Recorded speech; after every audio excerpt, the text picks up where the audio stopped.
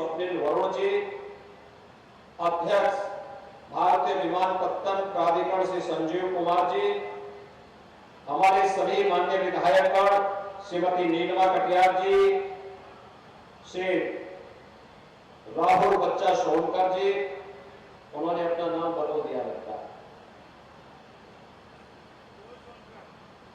श्रीमती सरोज कुरेर जी, श्री महेश त्रिवेदी जी, श्री सुरेंद्र मैथानी जी, श्री अभिजीत सिंह सांगा जी, श्री सनील बिश्नोई जी, श्री अविनाश सिंह चौहान जी, श्री अरुण पाठक जी, अनिल कुमार पाठक जी और भारी संख्या में कानपुर से उपस्थित मेरे भाइयों बहनों, आज लगता है कि आप सब चुनाव की थकान मिटा रहे हैं। मैं आज के अवसर पर केंद्रीय मंत्री माननीय ज्योतिरादित्य सिंधिया जी का, जनरल वीके सिंह जी का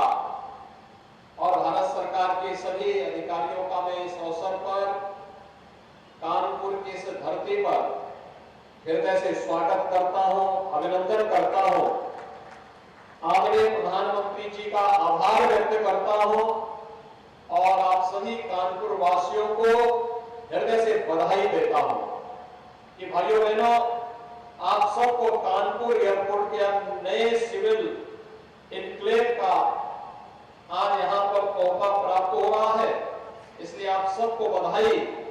और साथ साथ मैं आप सबका आभार भी व्यक्त करता हूं कि आपने फिर से महापौर श्रीमती प्रमिला पांडे जी को भारी बहुमत से चुनाव जिता करके भेजा है, इसके लिए भी मैं आप सबका हृदय से आभार व्यक्त करता हूं। भाइयों बहनों, प्रधानमंत्री मोदी जी के नेतृत्व में पिछले 9 वर्ष के अंदर बदलते हुए भारत को दुनिया ने देखा है, उसका लाभ देश भी ले रहा है और स्वाभाविक रूप से सबसे बड़ी आबादी का राज्य होने के कारण उत्तर प्रदेश स्वतः स्फूर्त भाव के साथ इस लाभ के साथ जुड़ जाता है। इस क्षेत्र में अगर विकास के अलग अलग क्षेत्रों में देखना हो, हर क्षेत्र में उत्तर प्रदेश को व्यापक लाभ हुआ है, लेकिन अगर आपको परिवर्तन देखना है तो नागर विमानन के क्षेत्र में पिछले 6 वर्ष के अंदर जो परिवर्तन देखने को मिला है, मुझे याद है 2017 के पहले 2 एयरपोर्ट हमारे पूरी तरह क्रियाशील थे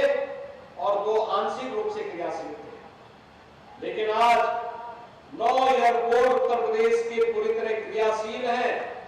और 12 पर कार्य हो रहा है। हम कह सकते हैं कि आने वाले समय में उत्तर प्रदेश के अंदर लगभग हर कमिश्नरी स्तर पर एक एयरपोर्ट अवश्य होगा और लोगों के आवागमन को और सहज सरल बनाने के लिए आदरणीय प्रधानमंत्री जी की मंशा है। उड़ान योजना ने इस दिशा में जो क्रांति की है, उसका सर्वाधिक लाभ लेने वाले राज्यों में उत्तर प्रदेश है और आज उसी का परिणाम है कि नई नई वायु सेवाएं न केवल मांग हो रही है, बल्कि उसके अनुरूप उन सेवाओं को जोड़ते हुए भी आज जो माननीय ज्योतिरादित्य सिंधिया जी के नेतृत्व में नागर विमानन मंत्रालय ने पूरे देश के अंदर लोगों की आवश्यकताओं को ध्यान में रख करके कनेक्टिविटी को उतना ही आसान और सरल बनाने का कार्य किया है, आज उसका लाभ उत्तर प्रदेश भी ले रहा है और कानपुर भी उसी लाभ को लेते हुए आज इस प्रक्रिया के साथ, इस नए सिविल टर्मिनल के साथ जुड़ करके इसका आनंद भी ले रहा है। कानपुर के बारे में 2017 के पहले बहुत सारी धारणाएं लोगों के मन में थी। यहां बंद हो रहा उद्योग, गंगा माता के लिए सबसे क्रिटिकल पॉइंट कोई बन गया था तो कानपुर बन गया था। एक तरफ उद्योग बंद हो रहे थे, दूसरी तरफ जब गंगा प्रदूषण की बात होती थी तो लोग कानपुर के ऊपर ही आरोप लगाते थे। लेकिन भाइयों बहनों, कानपुर की कनेक्टिविटी को, चाहे वह रोड की कनेक्टिविटी हो, चाहे वह एयर कनेक्टिविटी हो, चाहे वह मेट्रो की पब्लिक ट्रांसपोर्ट की बेहतरीन सुविधा का हो, और चाहे कानपुर में जहां पर सीसामऊ नाले से 14 करोड़ लीटर सीवर गंगा मां के ऊपर पड़ करके पूरी नदी को प्रदूषित करने का कार्य कर रहा था, उस सीसामऊ नाले को टेप करते हुए पूरी तरह से आप उसे सेल्फी पॉइंट में बदलने का काम अगर किसी ने किया तो कानपुर ने चमत्कार करके दिखाया है। कानपुर भले ही लाल इमली अभी न चल पाई हो, लेकिन प्रधानमंत्री मोदी जी ने कानपुर को डिफेंस कॉरिडोर के एक नए नोड के रूप में विकसित करते हुए इसके पुरातन गौरव को वापस लाने का प्रयास किया है। आज अनेक उद्योग डिफेंस प्रोडक्शन के कानपुर में लगने के लिए कतार पर खड़े हैं, और हम विश्वास के साथ कह सकते हैं कि कानपुर को उसके पुरातन गौरव को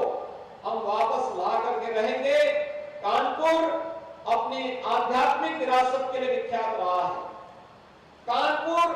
अपनी ऐतिहासिक पृष्ठभूमि के लिए विख्यात रहा है, और कानपुर ने स्वतंत्र भारत में औद्योगिक क्रांति की लो न केवल उत्तर प्रदेश बल्कि देश भर में फैलाने का काम भी किया था। देश के सबसे बड़े महानगरों में कभी कानपुर की गिनती होती थी। जैसे जैसे उद्योग बंद होते गए,